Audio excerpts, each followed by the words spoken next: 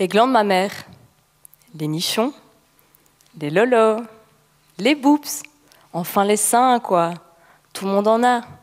Qu'on les aime plutôt grands, plutôt petits, ronds ou en forme de poire. Une chose est sûre, on les aime tous sans cellules cancéreuses. Malheureusement, en 2020, plus de 2 millions de cancers du sein ont été recensés dans le monde. C'est le cancer le plus fréquent chez la femme, car il touche environ une femme sur 12. Mais vous n'êtes pas épargnés non plus, messieurs, car 1% des cas de cancer du sein sont recensés chez les hommes. Il y a autant de synonymes pour définir les seins que de profils de cancer différents. En effet, les cellules évoluent et s'adaptent aux différents traitements jour après jour. C'est pourquoi les nombreuses disciplines dans le monde médical s'associent pour essayer de concurrencer la diversité des cancers. Regardez-moi par exemple, je suis une biologiste qui travaille dans un laboratoire de physique. Mais il faut savoir qu'il y a 2 traitements principaux, 2 armes principales utilisées pour traiter ce cancer, qui sont la chirurgie et la radiothérapie. Dans ma thèse, j'étudie la radiothérapie, mais également la protonthérapie, une méthode encore plus précise et efficace pour cibler les cellules cancéreuses, mais encore assez récente et peu accessible dans le monde médical.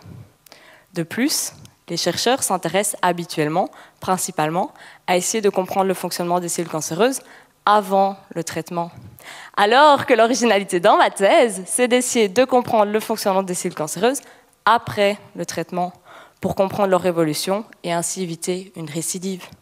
Mais je joue aussi le rôle de cheval de Troie. Je vais m'infiltrer dans les stratégies de l'ennemi pour contrecarrer la résistance de l'intérieur.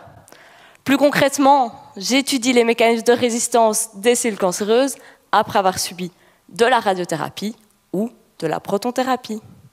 Pour ce faire, j'attaque des cellules cancéreuses sensibles avec des rayons X ou des protons qui, au fur et à mesure, vont construire des boucliers, des mécanismes de défense et vont finir par résister à mes armes. J'irradie donc des cellules tous les jours, sauf le week-end, exactement comme un patient qui suit un traitement clinique, et elles vont devenir radiorésistantes. Puis, je vais tenter de comprendre quels mécanismes, quelles voies métaboliques elles ont modifiées afin de pouvoir me résister. Une voie métabolique, c'est le processus qu'elles utilisent pour créer tous les éléments dont elles ont besoin pour survivre. Ensuite, je vais également leur fournir ou leur enlever des outils qu'elles utilisent dans ces voies métaboliques et je vais tenter de comprendre lequel de ces outils est nécessaire pour que leur défense fonctionne.